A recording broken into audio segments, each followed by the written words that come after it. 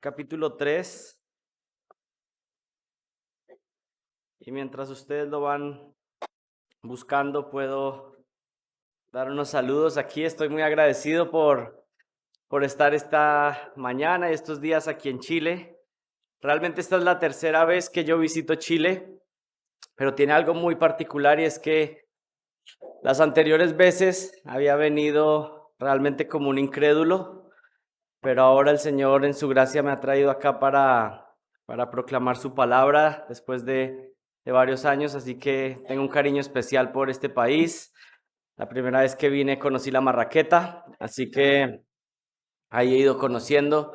Ha sido un tiempo muy especial, es un país que está en mi corazón, pero lo más especial es ver que el Señor está haciendo una obra en medio de iglesias fieles que están proclamando la palabra. También ver el compañerismo de varias iglesias aquí en la ciudad realmente es ejemplar y algo que debe ser cultivado, sabiendo que solamente el Señor Jesucristo merece la honra y la gloria.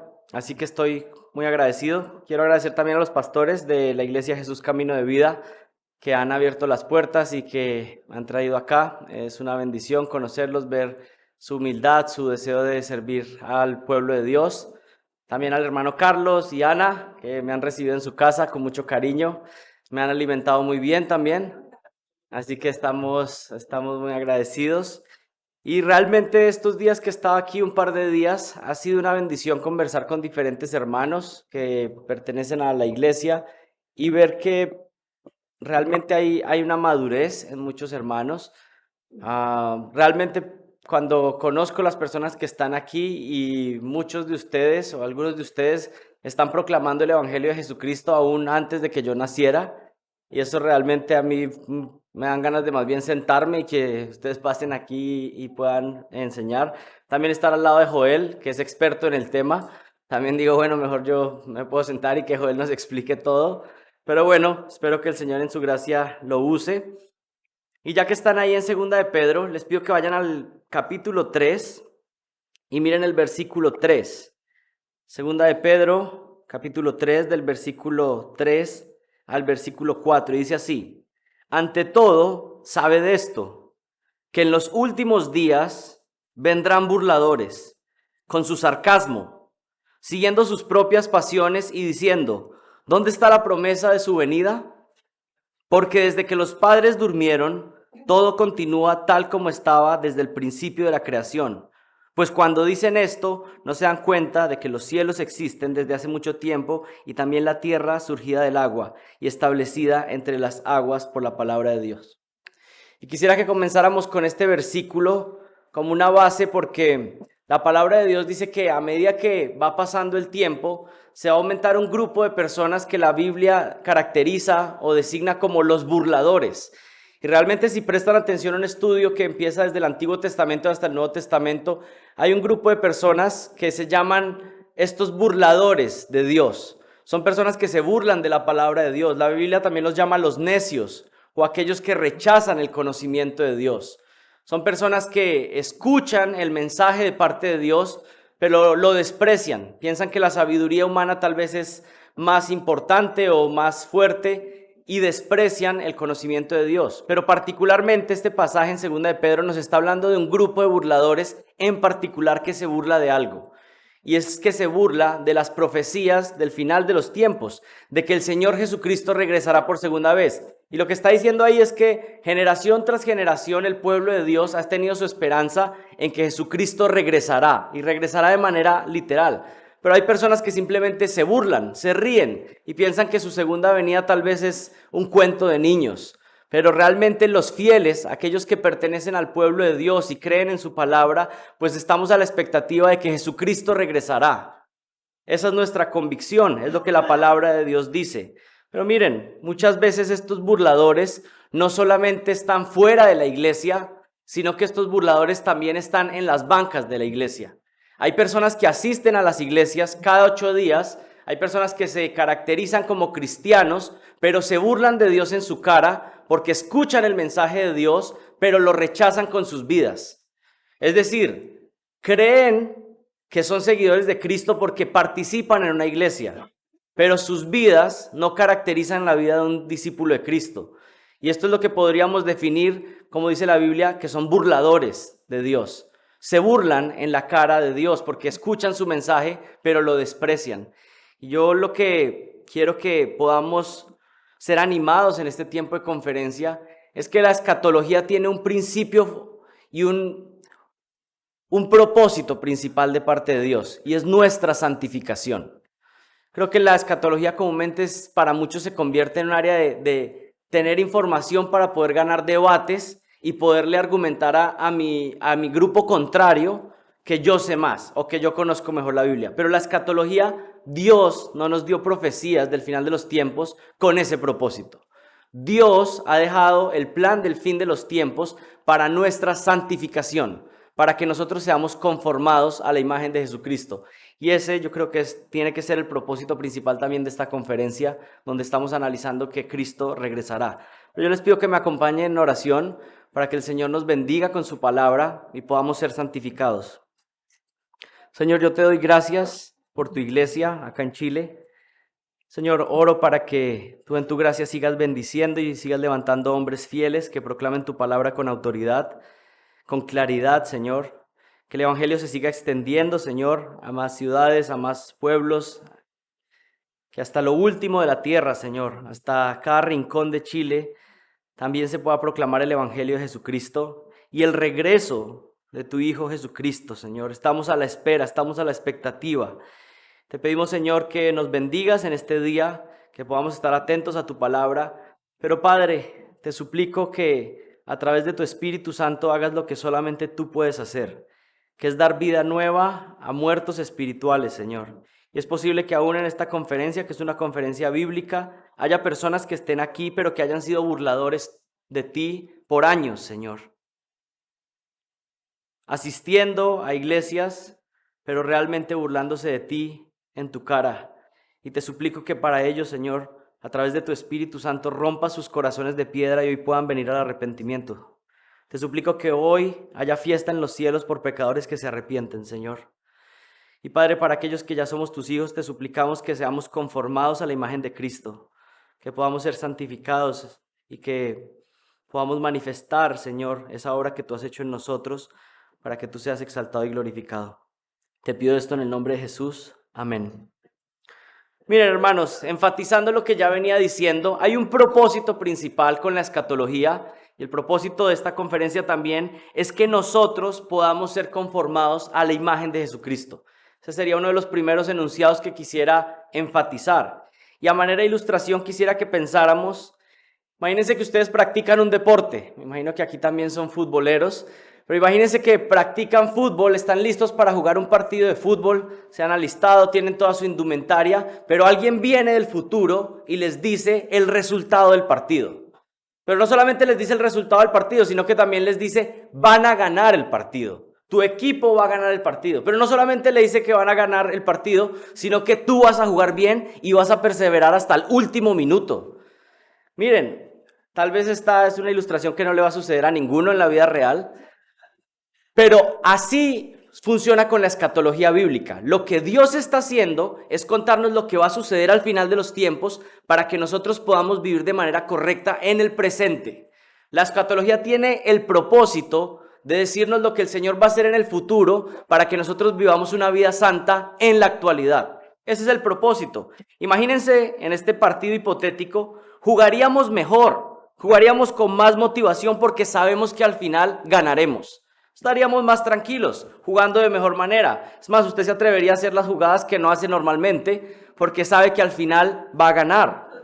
Si hubiera un momento de preocupación o de tensión en el partido, cobraríamos ánimo, porque aunque se ve difícil un momento del partido, sabemos que al final vamos a ganar. Lo mismo sucede con la escatología. Pasamos por momentos difíciles en nuestra vida cristiana. Hay momentos de oscuridad, momentos de dificultad.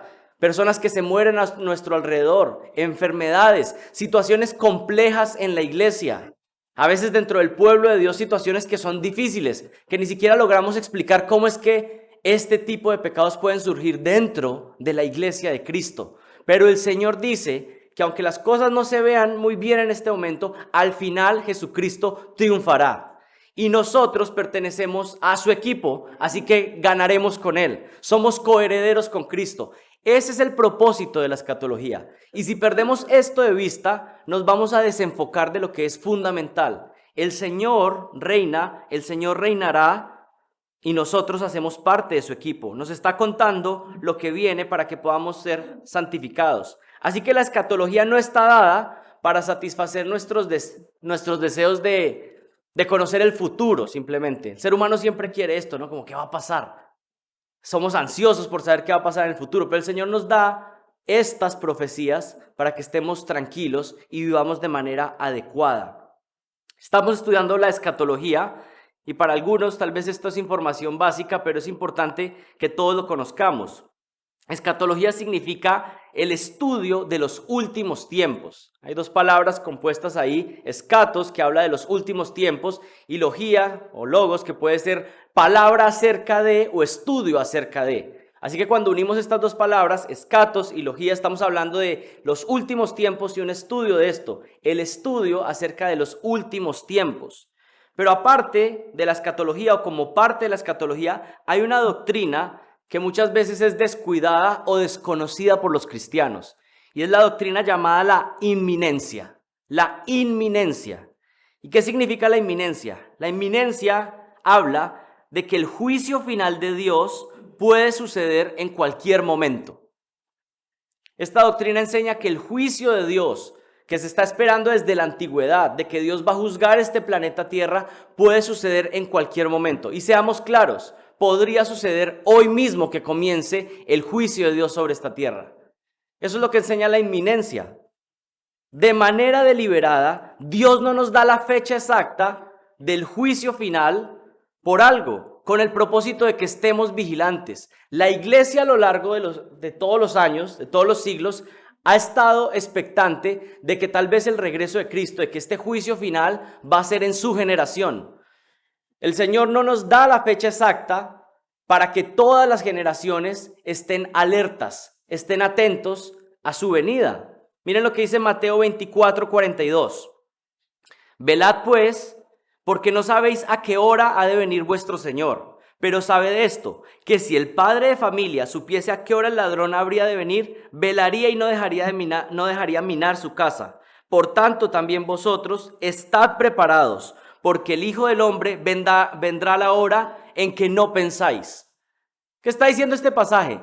Que el Señor regresa justo cuando las personas menos lo esperan.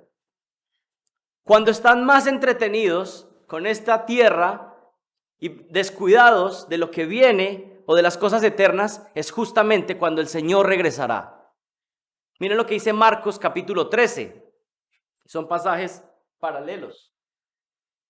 Marcos 13, 35 al 37.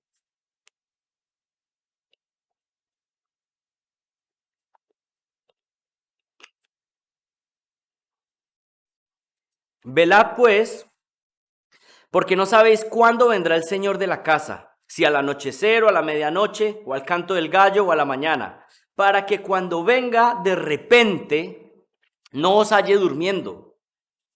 Esto también aplica para la conferencia, ¿no? El Señor no los halle durmiendo. Y lo que a vosotros digo, a todos los digo, velad. Estar atentos, estar despiertos espiritualmente, es de lo que está hablando. Miren, la iglesia por las generaciones ha tenido la expectativa de la venida de Cristo como un motivador para vivir la vida cristiana. El apóstol Pablo pensaba que esa venida sería en su propia generación. Primera de Tesalonicenses 4, 16, 18.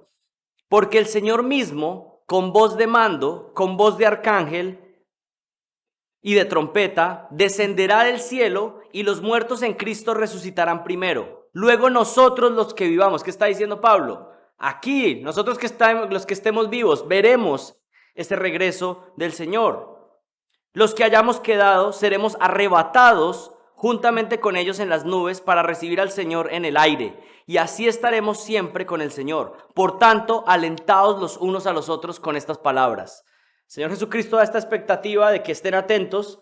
Luego Pablo piensa que en su propia generación va a ser, pero el pueblo de Dios ha creído esto por las generaciones. Miren lo que dijo Martín Lutero. Creo que todas las señales que han de preceder los últimos días ya han aparecido. No pensemos que la venida de Cristo está lejana. Miremos hacia arriba con la frente en alto. Esperemos la venida de nuestro Redentor con mente anhelante y alegre. Mira lo que dijo Juan Calvino. Las Escrituras nos ordenan uniformemente que miremos con expectación la venida de Cristo. Estar atentos, estar expectantes. Miren lo que dijo John Knox. El Señor Jesús regresará y esto sucederá con prontitud. Esto será para reformar la faz de la tierra que nunca fue ni será hasta que aparezca ese Rey y Juez justo para la restauración de todas las cosas. Toda la iglesia ha estado expectante. En cualquier momento regresará. Pero miren, las personas restan importancia a la escatología. Hay personas que restan importancia a la escatología, pero no podemos restar importancia a esta doctrina. ¿Por qué? Dos razones. La razón número uno de por qué no podemos restar importancia a la escatología. Número uno, si Dios ha revelado algo en su palabra, entonces eso lo hace importante inmediatamente.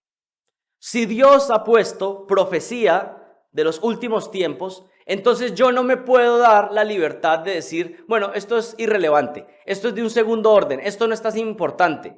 Eso sería convertirme en un sentido uno de los burladores de Cristo. Él ha puesto algo en su palabra y yo simplemente digo, bueno, eso no es tan importante para mi vida. Si lo ha puesto en su palabra, es importante. Isaías 66:2 dice, declara el Señor, pero a este miraré, al que es humilde y contrito de espíritu y tiembla ante mi palabra. ¿Saben qué enfatiza la Biblia? Que aquellos que tiemblan ante la palabra de Dios, aquellos que ponen reverencia ante lo que Dios dice, a esos el Señor mira con atención, está cercano a ellos. Pero a los que desprecian su palabra, a los que son burladores de su palabra, dice que Dios los ve como orgullosos y los mira de lejos. La escatología cubre una gran cantidad de referencias bíblicas. El final de los tiempos es un tema abundante en la Escritura. Si no prestamos atención a estas secciones, entonces inmediatamente lo que estamos diciendo es que vamos a despreciar grandes porciones de la Biblia. Porque grandes porciones de la Biblia presentan la escatología, al final de los tiempos. Por ejemplo, les pongo algunas estadísticas. Hay por lo menos 1845 referencias explícitas al regreso de Cristo en la Biblia. 1845. 1527 en el Antiguo Testamento y 318 en el Nuevo Testamento. Si usted va a desconocer o alejarse de la escatología, lo que usted está diciendo es que va a tomar 1527 veces temas de la Escritura y simplemente los va a despreciar, no los va a mirar, va a pensar que no son importantes. La segunda venida se menciona en 23 de los 27 libros del Nuevo Testamento. Es un tema importante. El Nuevo Testamento tiene alrededor de 260 capítulos y allí se menciona la segunda venida de Cristo 318 veces. Miren, por cada mención de la primera venida de Cristo hay 8 menciones de la segunda venida. Este es un tema importante. La primera venida fue muy importante para nosotros. Conocemos bastante de la primera venida, pero la Biblia, por cada vez que se menciona esa primera venida de Cristo, menciona 8 veces algo de su segunda venida. Este es un tema relevante. Desconocer las Escrituras, desconocer la escatología, es realmente no darle el lugar que tiene en las Escrituras. Pero una segunda razón de por qué no podemos descuidar la escatología. El hecho de que la escatología sea un tema difícil de estudiar no es una excusa para ser ignorantes. Yo creo que lo que más nos aleja de la escatología es que sabemos que va a tocar trabajar, va a tocar estudiar, va a tocar poner versículos y tratar de entenderlos y decimos, bueno, eso está como complicado. Y como somos perezosos comúnmente, entonces no nos gusta estudiar. Pero la pereza o la dificultad de sistematizar la profecía bíblica no puede ser una excusa para ignorar los textos y buscar simplemente soluciones fáciles. Algunos simplemente han decidido que, como hay versículos complejos o difíciles, bueno, más fácil espiritualizarlos. Eso es más sencillo. No hay que tratar de ver qué es lo que significa el texto o cómo encaja en analogía con el resto de las escrituras, sino que simplemente, bueno, si no encaja en mi sistema teológico, más bien lo espiritualizo. Y ya, pues esta es como le decimos en Colombia, la vieja confiable, ¿no? Vamos a ver, a partir de este momento y los minutos que nos quedan, un panorama amplio de la escatología, para que todos tengamos un marco de referencia. ¿Qué es lo que viene? Usted quería conocer el futuro, pues no le voy a decir qué va a pasar la próxima semana, pues de pronto, no sé. Pero vamos a ver un panorama amplio de qué es lo que viene desde una escatología bíblica, pero particularmente enfatizando una hermenéutica histórico, gramatical y literal. Es decir, interpretando la Biblia de manera histórica, gramatical y literal, ¿qué es lo que viene? Una lectura llana, es decir, si yo tomo mi Biblia y leo, ¿qué es lo que viene? Esto es muy importante porque hay personas que me dicen, no, para tú entender la Biblia necesitas un montón de recursos adicionales. Y yo creo que eso es peligroso. Claro que necesitamos algunos recursos para entender la Biblia mejor, pero yo estoy convencido que el Señor ha dado su palabra a su pueblo y que si el pueblo del Señor tiene su palabra, puede entender. Es decir, si leemos de manera llana la Biblia, entendemos lo que el Señor nos puso, este es el panorama que se ve en las Escrituras. Y yo creo que por lo menos podríamos presentarnos delante del Señor y decir, bueno, Señor, eso era lo que había en la Biblia. Yo leí, eso era lo que decía ahí. Ya que había otras cosas, yo leí lo que había en tu palabra. Este es un panorama según una lectura simple de las Escrituras. No simplista, pero sí común y corriente. Como se puede leer un texto, como el Señor quiere que entendamos su palabra. Así que comencemos. Punto número 1. Vamos a ver varios enunciados. Algunos están tomando nota. Eso les ayuda a estar atento y seguir el flujo de pensamiento. El enunciado número 1 es que estamos en la era de la iglesia. Es decir, ese es en el momento en el que estamos, en los tiempos, es la era de la iglesia. Después de Hechos capítulo 2, con la venida del Espíritu Santo, Dios inició una nueva entidad llamada la iglesia. Un misterio que antes estaba oculto, ahora es revelado plenamente. Eso dice Efesios capítulo 3, del 3 al 9. La iglesia no comenzó en el Antiguo Testamento. La iglesia comenzó a partir de Hechos capítulo 2 con la venida del Espíritu Santo. Es una entidad nueva y es importante comprender que estamos en esa etapa con el inicio de la iglesia en Hechos 2. Un cuerpo de redimidos de todas las naciones de la tierra, judíos y gentiles, que ahora adoran al mismo Dios de Abraham. Y miren, desde el antiguo pacto ya se veían algunos destellos de que ese era el propósito que el Señor tenía y que iba a cumplir en algún momento. Salvación de algunos gentiles que entraban en la adoración de Israel para poder creer en el Dios verdadero, de otras naciones. Y se enfatiza, es más, hay personajes clave en el Antiguo Testamento que son gentiles y que hacen parte del linaje del Mesías, pero que son añadidos a Israel. Teníamos previstas de este misterio que era la bendición del Dios verdadero para todas las naciones, pero ahora es la iglesia que revela ese misterio completamente. Dios queriendo bendecir a todas las naciones de la tierra. Dios queriendo salvar personas de todas las naciones. Pero miren, ahora, bajo la iglesia, la oración del Dios verdadero ya no está mediada por el sistema religioso judío como en el antiguo pacto. Y esto es muy importante. Y es muy importante para grupos que nos identificamos como dispensacionalistas, hacer ciertas claridades. El sistema religioso judío, en este momento como lo conocemos, no es un sistema que está glorificando a Dios.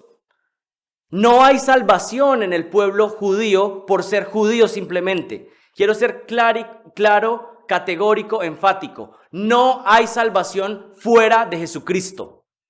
Si un judío puede ser judío recontra judío, judío de judíos, si no se doblega ante Jesucristo, no es salvo. Tenemos que ser claros, porque algunos cristianos que creemos que aún hay un plan para Israel, a veces confundimos un poco. Y entonces pensamos, bueno, tal vez ellos, porque son el pueblo judío, entonces no necesitan creer en el Mesías. Imposible. La salvación siempre ha sido por fe. Y en este momento el Señor ha puesto claro que la fe es creer en su Hijo Jesucristo. Ese es el único medio de salvación.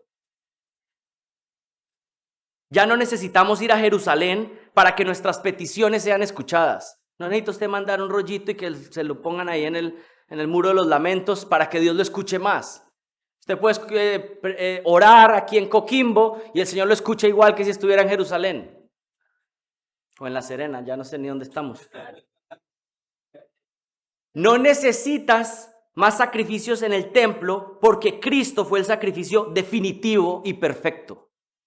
No necesitas un sumo sacerdote que medie por ti porque ahora tú haces parte de un real sacerdocio. No necesitas fiestas israelitas ni Shabbat, porque Jesús es nuestro reposo eterno, como dice Hebreos 4.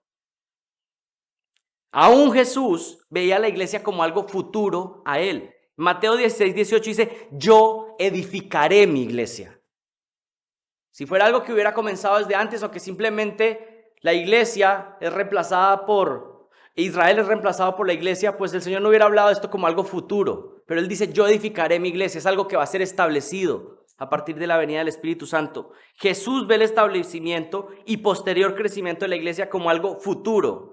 Y eso contradice la idea de que la iglesia estaba desde el Antiguo Testamento. La iglesia es el cuerpo representativo de creyentes verdaderos sobre esta tierra, proclamando el evangelio de salvación a todas las naciones. Estamos en este momento entonces en la era de la iglesia. Ese es el momento en el que estamos, desde Hechos capítulo 2 y hasta los siguientes acontecimientos. Enunciado número 2 o punto número 2. ¿Qué pasa entonces con Israel entonces en este momento? Israel, punto número 2. Israel entró en un periodo de disciplina final mientras la iglesia crece. Enunciado número 2. Israel entró en un periodo de disciplina final mientras la iglesia crece. Con el rechazo en la venida del Mesías prometido, ellos dieron evidencia de su completo rechazo a Dios. Al rechazar al Mesías están rechazando al Padre, a Dios que lo envió. Habían rechazado. El judaísmo tal cual lo conocemos hoy en día es un sistema religioso muerto, pues han decidido rechazar al Salvador enviado por el Padre. Israel, la nación escogida por Dios inicialmente, debido a su rebeldía y obstinación, ha entrado en un periodo de ceguera espiritual. Y tenemos que utilizar los términos que utiliza la Biblia, porque a veces si utilizamos términos que tal vez nosotros nos parecen que pueden servir para las consecuencias que Israel está recibiendo, podemos entrar en problemas, como lo vimos ayer. La Biblia explícitamente dice que Israel está bajo una disciplina. Recibe disciplina física, pero principalmente es una disciplina espiritual que se evidencia de la siguiente manera: ceguera espiritual. Ceguera espiritual para entender realmente lo que Dios ha determinado. Además de su juicio espiritual, Israel ha recibido disciplina física, literalmente, por su rebeldía. Ha recibido juicio físico. Por ejemplo, después del rechazo del Mesías comenzó algo de la disciplina física, por ejemplo, con la destrucción del templo en el año 70. Creemos que hace parte de la disciplina que ha recibido. No solamente eso, sino que múltiples persecuciones han hecho parte de lo que ha recibido el pueblo judío. Le han acompañado por las generaciones. Pero esta es disciplina física que realmente, si lo comparamos con la disciplina espiritual, es menor. Es menor. La disciplina espiritual es mayor que la física. ¿Y cuál es esta disciplina espiritual? El pueblo de Israel tiene un velo que no le permite ver la verdad espiritual. Esta es la disciplina más grande, más fuerte. En general, el pueblo judío es ciego ante la realidad de que el Mesías que están esperando ya vino y está dispuesto para salvar. Esta es la parte de la disciplina más dolorosa. Miren lo que dice 2 Corintios 3:14. 2 Corintios 3:14 dice, pero el entendimiento de ellos se endureció. Algunas versiones dicen se embotó.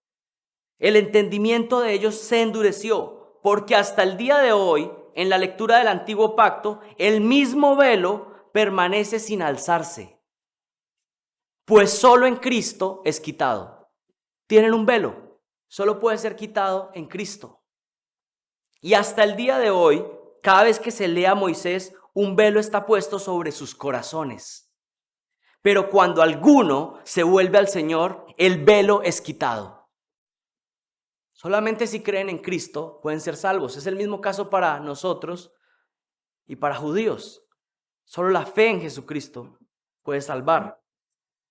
Pero miren, aunque Israel, y aquí hago una aclaración, aunque Israel está siendo disciplinada en un periodo prolongado, la Biblia afirma que aún hay un plan para Israel en el futuro. Hay promesas que no se han cumplido para Israel.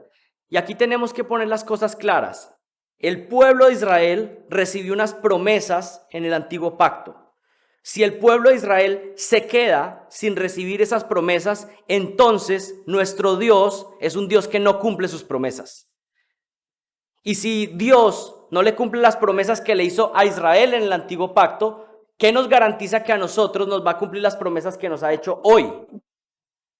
Si Él podría simplemente cambiar y decir yo prometí esto, pero ahora ¿saben qué? Después de que pase el tiempo se puede reinterpretar y cambiar esas promesas. Así no cumple nuestro Dios su palabra. Nuestro Dios es un Dios que no miente y si prometió algo, lo hará. Miren lo que dice Romanos capítulo 11. Romanos capítulo 11. Digo entonces, ¿acaso ha desechado Dios a su pueblo? ¿Y de quién está hablando? De Israel. Miren cómo contesta Pablo. De ningún modo, de ninguna manera. Como si dijeran, no se les ocurra que Dios ha desechado a su pueblo. Porque yo también soy israelita, descendiente de Abraham, de la tribu de Benjamín. Dios no ha desechado a su pueblo, el cual conoció con anterioridad. Y bajen su mirada al versículo 25. Porque no quiero, hermanos, que ignoréis este misterio, para que no seáis sabios en vuestra propia opinión, que a Israel le ha acontecido un endurecimiento parcial, hasta que haya entrado la plenitud de los gentiles. La Biblia es clara de lo que está sucediendo. Y miren el versículo 28. En cuanto al evangelio, son enemigos por causa de vosotros, pero en cuanto a la elección de Dios, son amados por causa de los padres, porque los dones y el llamamiento de Dios son irrevocables. Pues así como vosotros en otro tiempo fuisteis desobedientes a Dios, pero ahora se os ha mostrado misericordia por razón de la desobediencia de ellos, así también ahora estos han sido desobedientes, para que por la misericordia mostrada a vosotros, también ellos ahora les sea mostrada misericordia. Hay personas que dicen que el rechazo de Israel fue tan terrible que ya Dios no puede salvarlos porque su rechazo fue demasiado terrible, demasiado sucio. Pero miren, ese justamente es el punto del evangelio. ¿Saben qué es lo que hace el evangelio? Que coge personas sucias, despreciadas y pecadoras y el Señor por su gracia nos salva y nos purifica. El Señor no está diciendo, mira, es que tú hiciste unos méritos antes para que yo entonces viera algo favorable en ti y te salvara. Es todo lo contrario. Cuando el pecador es más sucio, está más podrido en sus pecados y el Señor le muestra misericordia, la gracia y misericordia de Dios se resaltan aún más. ¿Y acaso eso no es lo que pasó con ustedes y lo que pasó conmigo? Que siendo aún pecadores, estando muertos en los delitos y pecados más sucios y más terribles, en nuestro egocentrismo, en nuestra altivez, el Señor dijo, ven que tú eres mío. Y nos salvó y nos purificó. Eso es lo que el Señor hace y es lo que va a hacer con su pueblo, que ha sido obstinado, que ha sido rebelde, que escupieron en la cara a su Mesías, pero Él va a mostrar gracia al final de los tiempos con ellos. Para que su gracia se resalte, para que se muestre que es un Dios que ama de pura gracia. ¿Saben qué es amar de pura gracia? Amar al que no lo merece. Y ese va a ser la cúspide del amor de Dios, mostrando, miren, ustedes han sido los más rebeldes y sin embargo yo les muestro toda mi gracia. Y eso no aplica solamente para Israel, aplica para cada uno de nosotros. Vas a llegar tú al cielo a decir, yo merecía estar aquí. No, todos vamos a llegar allá diciendo, yo no merecía estar acá, estoy aquí por pura gracia. ¿Por qué leemos todos estos pasajes paralelos? Porque la Biblia se interpreta a sí misma. Y para entender la profecía, necesitamos ir revisando qué dicen otros textos que están conectados. ¿Toma trabajo hacer esto? Sí, pero necesitamos hacerlo. Es nuestra responsabilidad. A medida que se acerca el final de los tiempos, Israel experimentará una disciplina poderosa y definitiva para finalmente llevarlos a ser restaurados. El remanente fiel de judíos que crea en ese momento será salvo. Es cuando llega el punto donde todo Israel se hará salvo. ¿Cuál Israel? Pues el que se arrepienta completamente y vea que traspasaron a su Mesías y oren al Señor creyendo en Jesucristo. Todo ese Israel que se arrepienta será una muestra de la gracia de Dios. Mientras esta situación de disciplina va aumentando con Israel, el crecimiento de la iglesia seguirá avanzando hasta lo último de la tierra, como lo prometió Jesucristo, disfrutando también del nuevo pacto. Así que estamos entonces, haciendo un resumen, estamos en la era de la iglesia, en la etapa de la iglesia, pero mientras estamos en la etapa de la iglesia, Israel está en un periodo de disciplina física, pero principalmente espiritual, de ceguera espiritual. ¿Cuál es el siguiente escatológico, el siguiente evento escatológico que viene, que está por venir? Tercer punto. El siguiente evento escatológico es el rapto de la iglesia para ser protegida de la tribulación. Lo repito, el siguiente evento escatológico es el rapto de la iglesia para protegerla de la tribulación. La gran tribulación iniciará de un momento a otro mostrando la ira de Dios. Es inminente, pero justo antes de comenzar este juicio, Dios promete librar a la iglesia del día de la ira. Hay pasajes específicos que dicen esto, que la iglesia es librada del día de la ira. Antes de analizar el rapto, quisiera que analizáramos un poco un tiempo escatológico que en la Biblia se repite constantemente y tiene un nombre, que es el día de Jehová. Ustedes lo escuchan, lo leen en la Biblia, pero a veces pasamos por alto y decimos, bueno, el día de Jehová. Bueno, se repite múltiples veces, pero vamos a analizar un poco a qué se refiere esto de el día de Jehová. El día de Jehová es un juicio global, llamado también la tribulación. Es un juicio donde Dios vendrá a ejecutar una disciplina definitiva a Israel y a juzgar a las naciones rebeldes. Y miren, esto del juicio global, el día de Jehová, es algo que está aún en nuestra naturaleza, sabemos que viene. Aún los incrédulos se la pasan haciendo películas de que viene un día de juicio final. ¿Por qué? Porque naturalmente sabemos que seremos juzgados por Dios. Claro, usted no tiene que sacar su escatología de las películas, por favor, porque tenemos la Biblia, ¿cierto? Que algunos ven la película y dicen, no, pues aquí voy a complementarle un poquito a Tesalonicenses, porque está interesante. Pero lo que estoy queriendo enfatizar es que aún los incrédulos tienen una conciencia de que hay un juicio que viene. Ellos saben. El mundo entero sabe que viene este día de juicio final. Pero miren, para entender la profecía del Nuevo Testamento, necesitamos entender que la profecía del Nuevo Testamento está basada en el Antiguo Testamento. No se contradice, se complementan. ¿Cómo se le llama a este día de juicio? Número 1, día de Jehová. Día de Jehová. Isaías 2:12. Porque el día de Jehová de los ejércitos vendrá contra todo el que es soberbio y altivo, contra todo el que se ha ensalzado y será abatido. El día de Jehová de juicio viene contra todo el que es orgulloso. ¿Saben qué enfatiza la Biblia una y otra vez? Que el Señor a veces deja que personas se vayan elevando y elevando y elevando para ser derribados y que la caída sea más fuerte. Cuidado con el orgullo. Porque el día de Jehová viene en contra de los orgullosos, de los altivos. Isaías 13, del 6 al 9. Gemid, porque está cerca el día de Jehová, el día del Señor. Vendrá como destrucción del Todopoderoso. Por tanto, todas las manos se debilitarán. El corazón de todo hombre desfallecerá y se aterrarán. Dolores y angustias se apoderarán de ellos. Como mujer de parto se retorcerán. Se mirarán el uno al otro con asombro. Rostros en llamas serán sus rostros.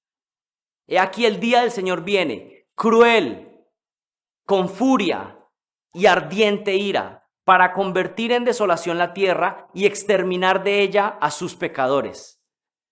Y miren, nuestro Dios es un Dios de amor, pero nuestro Dios también tiene ira en contra del pecador y va a ejecutar su ira. Y hay que tener cuidado porque a veces nos gusta adorar solamente un pedazo de Dios que hemos creado en nuestra mente. Pero nosotros necesitamos adorar al Dios completo. Un Dios que es un cordero manso, que va a la cruz, pero un Dios que también es un león, el león de Judá que viene a aplastar a sus enemigos al final. Y adorar a nuestro Dios completamente. Joel 1:15. No, Joel sino el profeta aquí. Joel 1:15 dice, ay de ese día, porque está cerca el día del Señor y vendrá como destrucción del Todopoderoso. Joel 3:14, multitudes en el valle de la decisión, porque está cerca el día del Señor en el valle de la decisión. Miren, múltiples repeticiones en el Antiguo Testamento de que viene un día que se llama el día del Señor, el día de Jehová. Se está repitiendo una y otra vez. En el Nuevo Testamento también, Primera de Tesalonicenses 5:2, pues vosotros mismos sabéis perfectamente que el día del Señor vendrá así como un ladrón en la noche, en cualquier momento. Otro nombre para este día de juicio, el día de juicio y venganza. Día de juicio y venganza. Isaías 34:8, porque ese día de venganza del Señor será año de retribución para la causa de Sión Isaías 35:4, decid a los de corazón tímido, esforzaos, no temáis. He aquí vuestro Dios viene con venganza. La retribución vendrá de Dios mismo, mas Él os salvará. Este punto se enfatiza también en la Biblia para dar ánimo muchas veces, porque el pueblo de Dios va a recibir persecución, dolores. Va a haber personas que te están haciendo daño, que te han hecho daño en esta vida. Pero ¿sabes qué dice Dios? Tú no tomes venganza, tú no guardes rencor, porque Dios mismo vengará. Tú no necesitas, cuando alguien te haga daño a ti, tú puedes decir como, ojalá esa persona se arrepienta, porque si no se arrepiente lo que le viene es terrible. Y antes esto nos lleva, por eso la escatología nos santifica, porque lo que nos lleva es a pensar, es realmente para alguien que no se ha arrepentido y que está dañando a otros, que está maltratando a mi familia, que me está maltratando a mí, realmente lo que le viene es terrible. Nos da misericordia por personas que no están en Cristo. La escatología nos santifica. Isaías 61:2, que enfatiza la primera y segunda venida, como lo vimos anoche también. El Espíritu del Señor está sobre mí, porque me ha ungido el Señor para traer buenas nuevas a los afligidos. Me ha enviado para vendar a los quebrantados de corazón, para proclamar libertad a los cautivos y liberación a los prisioneros, para proclamar el año favorable del Señor. Profecías de la primera venida, pero luego ¿qué dice? Y el día de la venganza de nuestro Dios. Está en esta misma profecía, solamente que algo sucedió en la primera venida, pero faltan cosas que sucedan en la segunda venida. El día de la venganza, el día del juicio. Isaías 63:4. Y yo creo que todo este análisis nos ayuda a entender por qué los discípulos estaban como esperando que el Señor Jesucristo se levantara como un guerrero y que aplastara al ejército romano. Porque ellos veían las profecías, lo que tal vez los discípulos no entendieron es que Cristo vendría en una primera venida y luego vendría en su segunda venida a ejecutar su juicio. Y lo veían tal vez todo como un solo paquete que sucedería al mismo tiempo. Eso es interesante. Isaías 63:4, porque el día de la venganza estaba en mi corazón, el año de redención había llegado. Otro nombre, el tiempo de indignación, el tiempo de indignación. Isaías 26:20, ven pueblo mío, entra en tus aposentos y cierra tras de ti tus puertas. Escóndete por corto tiempo hasta que pase la indignación. Y miren, hay múltiples nombres. El tiempo de prueba, el tiempo de destrucción, día de oscuridad, día de desolación, día de castigo, día de angustia o tribulación, la hora de juicio, tiempo de dolores de parto. Deuteronomio 4:30 habla de este día como un día de angustia terrible, pero que finalmente llevará a Israel para que crean en su Mesías. Dice, en los postreros días, cuando estés angustiado y todas estas cosas te sobrevengan, volverás al Señor tu Dios y escucharás su voz. Para Israel, este tiempo de prueba finalmente lo llevará a voltearse y mirar al Mesías que habían rechazado.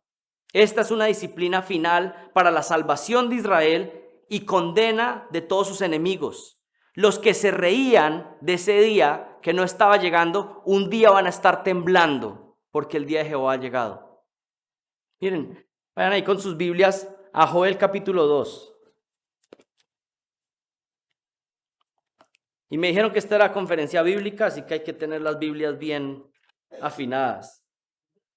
Joel 2. Miren Joel 2 y miren el versículo 1.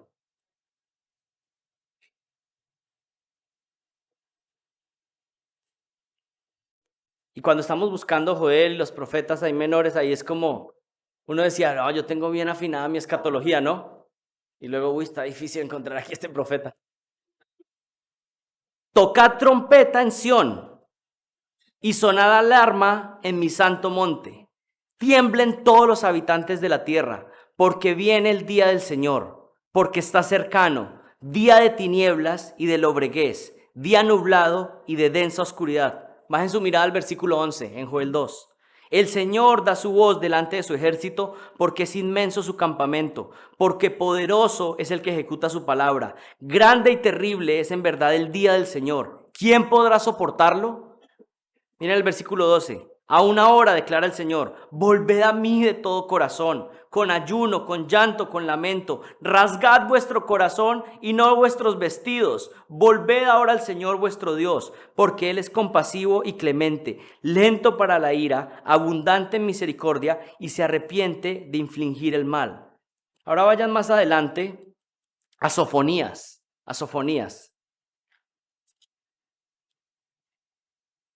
Les va a tomar ahí unas cuantas páginas. Sofonías, otro de los profetas menores. Miren el capítulo 1, Sofonías 1.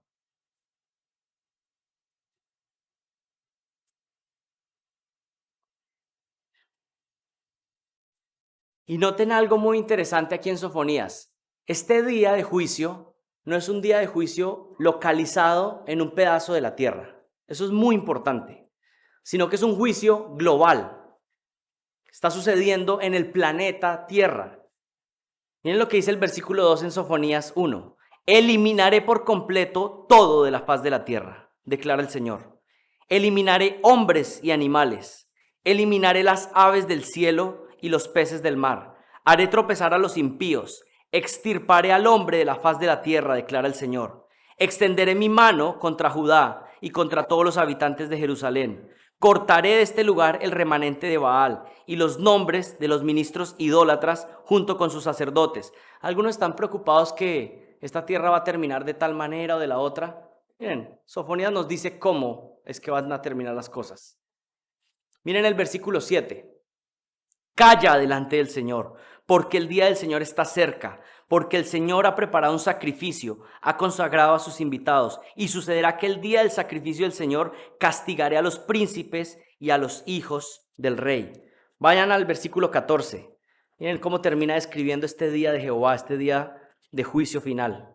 Cercano está el gran día del Señor, cercano y muy próximo. El clamor del día del Señor es amargo. Allí gritará el guerrero.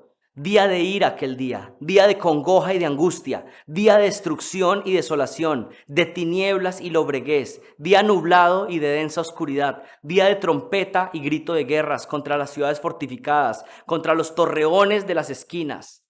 Traeré angustia sobre los hombres y andarán como ciegos, porque han pecado contra el Señor. Su sangre será derramada como polvo, su carne como estiércol. Ni su plata ni su oro podrán librarlos en el día de la ira del Señor. Por cuanto el fuego de su celo, toda la tierra será consumida, toda la tierra.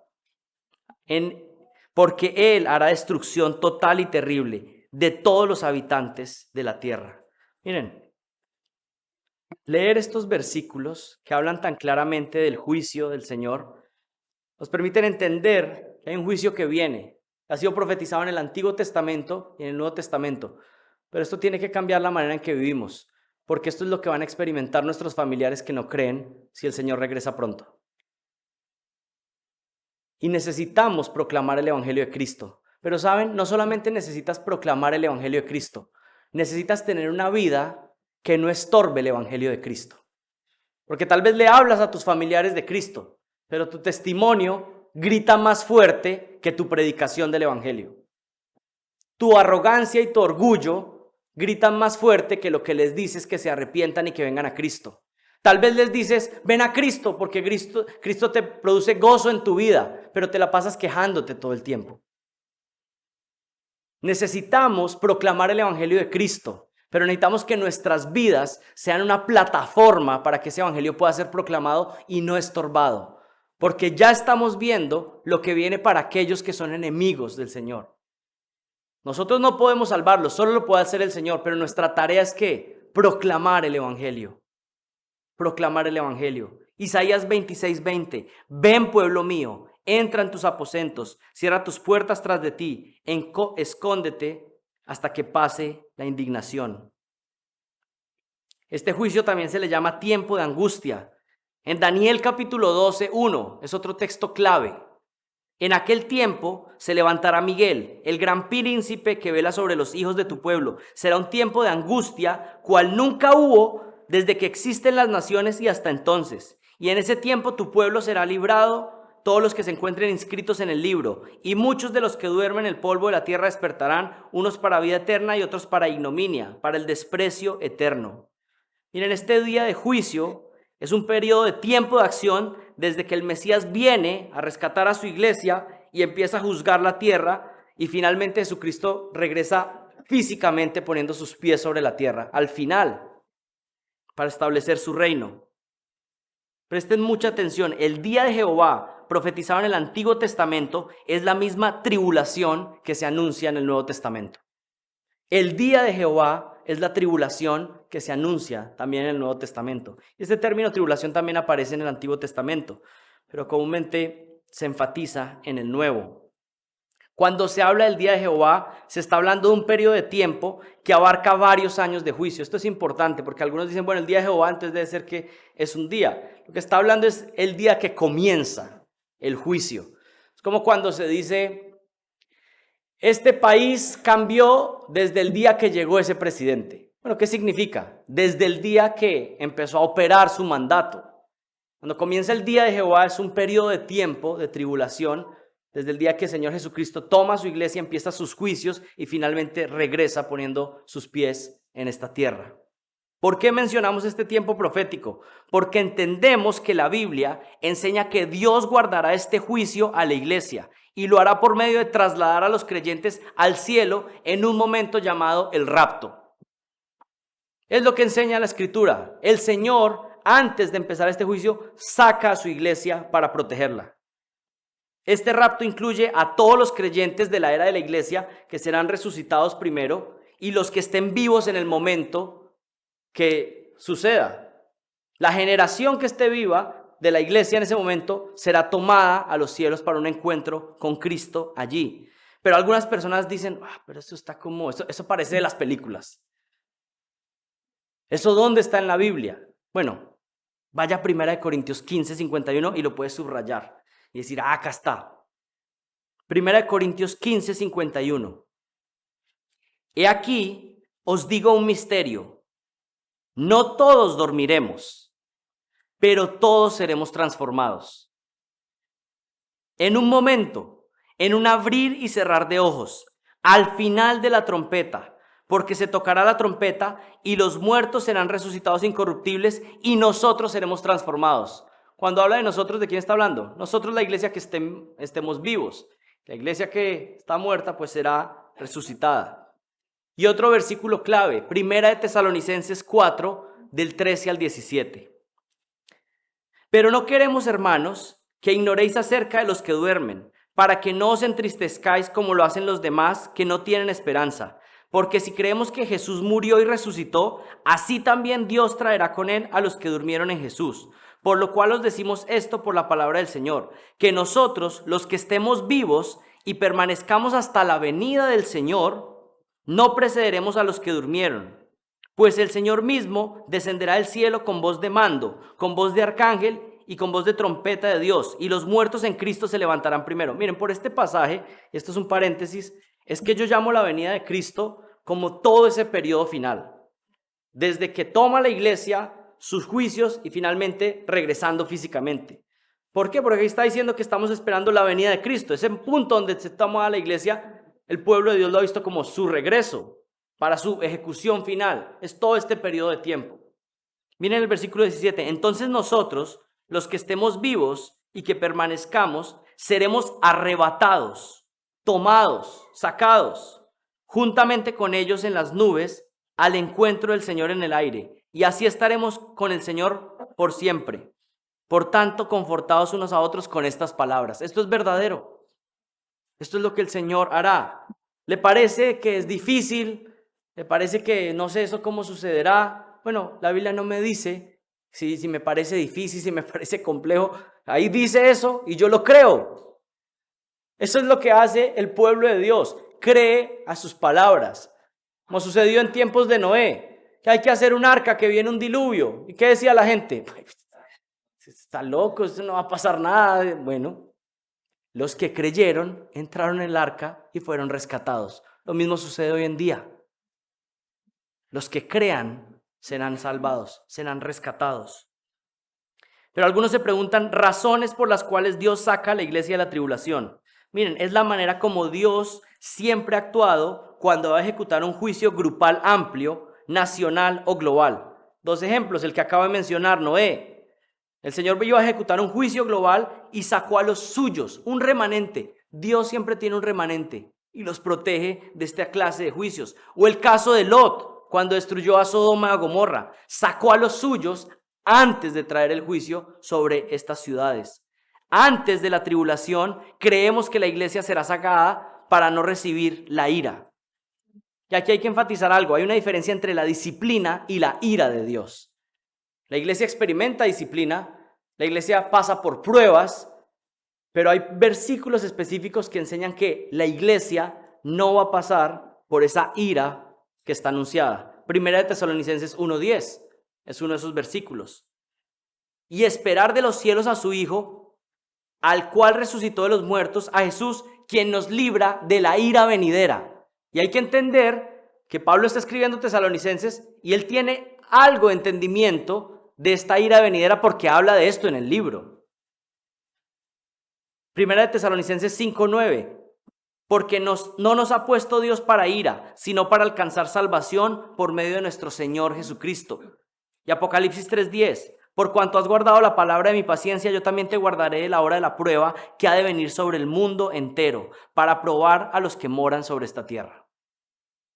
En resumen, ¿cómo vamos en nuestro panorama? Estamos en la era de la iglesia, gentiles de todas las naciones siendo salvados, aún colombianos y chilenos. Imagínense eso, hasta allá llega la gracia de Dios. Israel está en disciplina, con ceguera espiritual en este periodo. El siguiente evento escatológico es el rapto de la iglesia para la protección de la iglesia. Y luego del rapto inicia inmediatamente el día de Jehová, que es a su misma vez que la tribulación. Comienza. Ahí viene el cuarto enunciado, cuarto punto. Hay un evento escatológico que sucederá en los cielos, que es que el tribunal de Cristo. El tribunal de Cristo está sucediendo en los cielos en ese momento. Segunda de Corintios 5:10. Porque todos nosotros debemos comparecer ante el tribunal de Cristo, para que cada uno sea recompensado por sus hechos, estando en el cuerpo, de acuerdo con lo que hizo, sea bueno o sea malo. La salvación es por gracia. Somos perdonados y salvos y estaremos en el cielo por pura gracia, por lo que Jesucristo hizo a nuestro favor. Pero el Señor dice que va a recompensar a los que son de su pueblo según cómo hayan vivido en su vida cristiana. Y eso, miren, esto es como ya entendemos que la salvación es por gracia, pero cuando el Señor dice que además nos va a dar premios en el cielo, ya es como una gracia incomprensible. ¿Y saben por qué es una gracia incomprensible? Porque si usted hizo algo para Cristo, ¿quién fue el que le dio la capacidad, la motivación, los recursos y todo para que usted pudiera hacer algo para Cristo? Él mismo. Ustedes no sé si les ha pasado que un hijo suyo, un niño, quiere darle un regalo de Navidad. Pero viene y le pide la plata a usted, para que usted le dé el regalo, para que él le pueda dar el regalo a usted. Lo mismo pasa con Dios. Nosotros tenemos que Él nos dé para nosotros poder hacer algo para Él. Por eso no hay jactancia. ¿Has hecho algo para Cristo? ¿De qué te jactas? ¿No te lo dio Dios a ti primero? ¿De qué te jactas? ¿Tienes algún don, un talento? ¿Has podido hacer algo para la obra de Dios? ¿Y acaso quién te dio los recursos para que pudieras hacerlo? Somos como ese niño que viene pidiendo los recursos para poderle dar un regalo a su padre. Todo es de gracia, de principio a fin, y toda la gloria por eso pertenece solo a Él. Pero es impresionante, Él dice que nos va a premiar, que somos coherederos con Cristo. Usted y yo merecíamos estar en el infierno y vamos a estar en la gloria siendo coherederos con Jesucristo. Eso es gracia. Eso es gracia. Siguiente evento escatológico, número 5. El siguiente evento escatológico en la tierra es el desarrollo de la tribulación. El tiempo de la tribulación es lo que hemos llamado día de Jehová, día de juicio, día de ira, día de indignación. Es un periodo de 7 años. Ya que la iglesia ha sido trasladada para no recibir la ira de Dios, entonces comienza un juicio sobre este planeta incrédulo. Un juicio definitivo sobre Israel, pero también sobre las naciones gentiles. Este periodo es anunciado desde el Antiguo Testamento, como lo hemos visto, y es reafirmado en el Nuevo Testamento. Pasajes claves que ya los hemos visto: Daniel 12, Mateo 24, Marcos 13, Apocalipsis del capítulo 6 al capítulo 18 es una descripción de esta tribulación, de este día de Jehová. Pero les leo Marcos 13, 14. Mas cuando veáis la abominación de la desolación, puesta donde no debe estar, el que lea que entienda, entonces los que estén en Judea huyan a los montes, y el que esté en la azotea no baje ni entre para sacar nada de su casa, y el que esté en el campo no vuelva atrás para tomar su carpa. Pero ay de las que estén en cinta y de las que estén criando en aquellos días. Orad para que esto no suceda en el invierno, porque aquellos días serán de tribulación, tal como no ha acontecido desde el principio de la creación que hizo Dios hasta ahora, ni acontecerá jamás. Un evento tremendo, gigante, un juicio grandísimo. Miren, los hermanos amilenialistas enseñan que estas profecías de tribulación, por ejemplo lo que aparece en Marcos 13 o en Mateo 24, ellos dicen que esa tribulación sucedió ya, sucedió en el año 70. Pero hay muchos argumentos en contra de esa interpretación, pero hay un punto clave.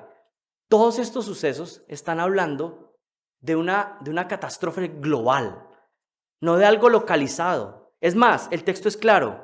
Como nunca ha acontecido, ni nunca acontecerá. Lo que pasó en el año 70 en Jerusalén, ni siquiera podría compararse con otras guerras más grandes que han sucedido en este planeta. Y lo que está diciendo este texto es que esta tribulación, este día de Jehová, será como algo que nunca ha sucedido y nunca sucederá nada similar. Es algo global. Además, algo interesante, terremotos, rumores de guerras, luchas, siempre han sucedido a lo largo de la humanidad. Pero ¿saben cuál es la diferencia? Que aquí estarán sucediendo terremotos literalmente en todo el planeta Tierra. Siempre suceden en partes localizadas, pero aquí estamos hablando de señales globales, un juicio global. Siempre ha habido hambrunas en ciertos territorios, en momentos. Aquí estamos hablando de hambrunas globales. Es un juicio global. Esto no ha sucedido. La tribulación no ha sucedido. Está por venir. Está por venir. Número 6. En medio de la gran tribulación vendrá la restauración de Israel. En medio de la tribulación vendrá la restauración de Israel. Su pueblo Israel por fin reconocerá que ellos traspasaron a su Mesías y se lamentarán, como dice Zacarías 12:10. Usted quiere tener un buen entendimiento de los últimos tiempos, estudia a profundidad el libro de Zacarías. Miren lo que dice Zacarías 12:10. Y derramaré sobre la casa de David y sobre los moradores de Jerusalén espíritu de gracia y de oración. Y escuche esto, hablando a los judíos, mire lo que dice. Y mirarán a mí, a quien traspasaron, y llorarán como se llora por hijo unigénito, afligiéndose por él como quien se aflige por el primogénito. Llegará un punto que saben que sucederá, la disciplina terminará, el velo será quitado y verán que el Mesías a quien traspasaron era el Mesías en quien debían creer, y llorarán y se lamentarán. Es lo que dice Zacarías 12:10. Tiene que cumplirse su promesa. El Señor tiene que cumplir. Los judíos, cuando crean, proclamarán el evangelio de Jesucristo en medio de la tribulación, y los que crean en el Mesías serán salvos. ¿Saben qué? Esto nos muestra algo del carácter de nuestro Dios. Estamos hablando de que ya está la ira, de que ya los incrédulos están siendo juzgados, está cayendo la ira, está cayendo disciplina sobre Israel, pero aún en medio de eso, el Señor dice, más oportunidad, más personas proclamando el evangelio y más personas salvándose. Eso nos muestra el carácter de nuestro Dios, que es grande en misericordia y lento para la ira. Aún en medio de esto, está salvando y rescatando personas. El tiempo general de la tribulación dura 7 años y se divide en 2 partes. 3 años y medio como la tribulación y 3 años y medio como la gran tribulación. Daniel 9 del 24 al 27 para los que quieran revisar esto con detenimiento. Número 7, y ya estamos por aterrizar el avión. Algunos están como, algunos no sé si están en el espíritu o en la carne, no lo sé. 7. Como la conclusión de la tribulación, Jesucristo regresa físicamente poniendo los pies sobre esta tierra. Yo creo que el día de Jehová y en general la segunda venida de Cristo hacen referencia a todo este plan final, que comienza con el rapto, pasando por la tribulación, para finalmente concluir con la llegada física de Cristo a la tierra. Miren lo que dice Zacarías 14, versículo 4. Sus pies se posarán aquel día en el monte de los olivos, que está enfrente a Jerusalén, al oriente, y el monte de los olivos se hendirá por el medio, de oriente a occidente. formando un enorme valle, y una mitad del monte se apartará hacia el norte y la otra mitad hacia el sur. ¿Qué está diciendo aquí? En la final llegada de Jesucristo, Él viene personalmente y será una venida tan gloriosa, tan poderosa, que todo ojo de aquel que esté vivo lo verá. ¿Saben cuál es el punto? No podemos ser engañados con la venida de Cristo. Algunas personas algunas veces pueden tener miedo. ¿Y cómo puedo saber? ¿Saben cuál es el punto? Que si hay dudas, entonces no ha sido su llegada. Porque dice que todo ojo sabrá. No va a haber forma de confusión. Por supuesto, esto va a aplicar para aquellos que están ahí en la tribulación. Pero es importante que proclamemos esto. Es importante que incrédulos escuchen este mensaje, porque van a poder recordar que se había advertido. En su primera venida vino como un cordero manso, pero en su segunda venida viene como un león listo para aplastar a sus enemigos.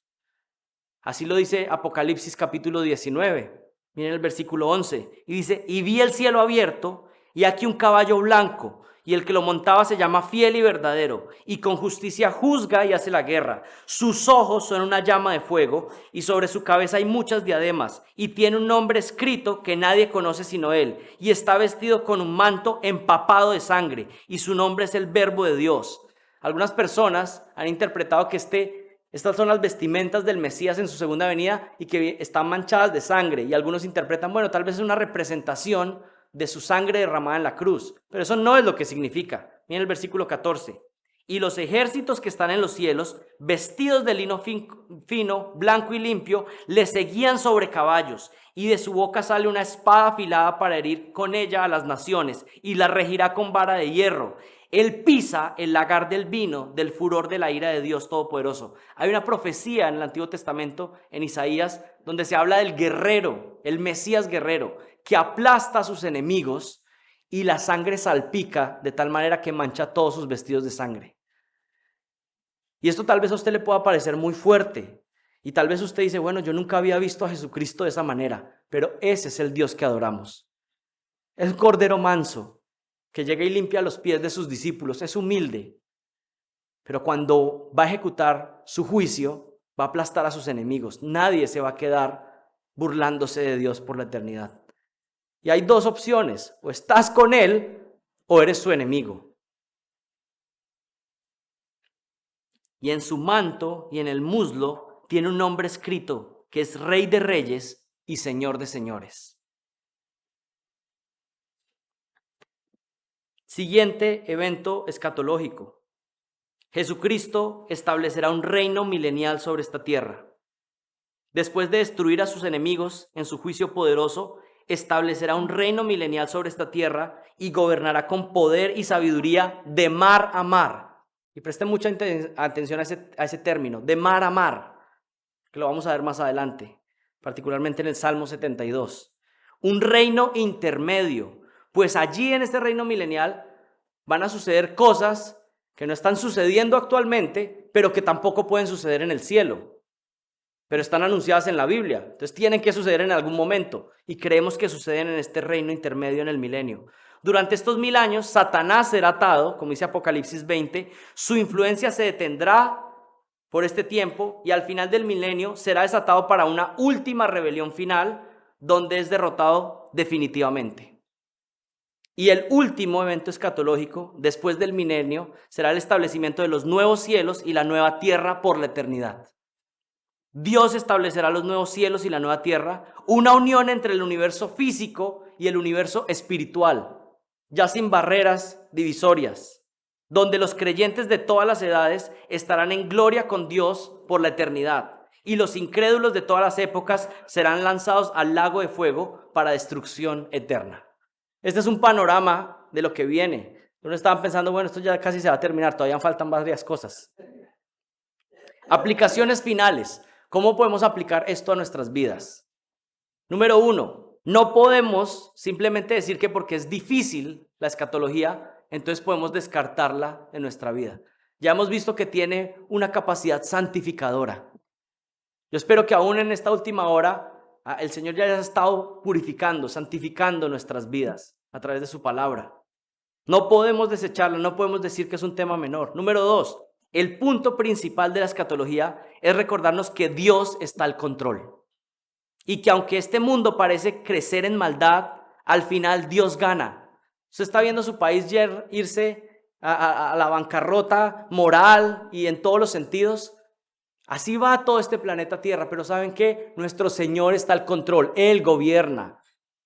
No hay que estar angustiados, estar pensando que qué va a pasar y ahora cuál va a ser el presidente y el pueblo cristiano más angustiado. Usted está tranquilo porque su Dios está gobernando y usted está en manos de Él. No hay nada que preocuparse. Las cosas se van a poner peor. Las cosas se van a poner peor. Pero aquellos que están con Cristo, estamos protegidos, estamos guardados. Y lo peor que nos puede pasar, que muramos.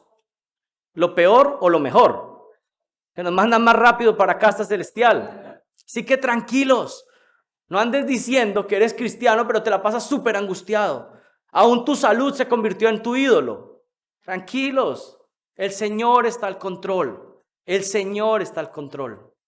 Él es soberano. Tercero, eres creyente. Mejor que Jesucristo te encuentre velando espiritualmente cuando regrese. Y vamos a hablar de eso al final de este día. El Señor regresa y que nos encuentre en nuestro mejor estado espiritual. ¿O quisieras que te encontrara en medio de un pecado al cual estás aferrado? No queremos eso, queremos que nos encuentre diligentemente, que nos encuentre despiertos espiritualmente. No porque eso vaya a asegurar nuestra salvación o no, pero qué hermoso que Él regrese y que nos encuentre sirviendo, desgastando nuestras vidas para Cristo. Sería hermoso. Y finalmente, los enemigos de Dios la pasarán muy mal cuando el juicio sobre este mundo llegue.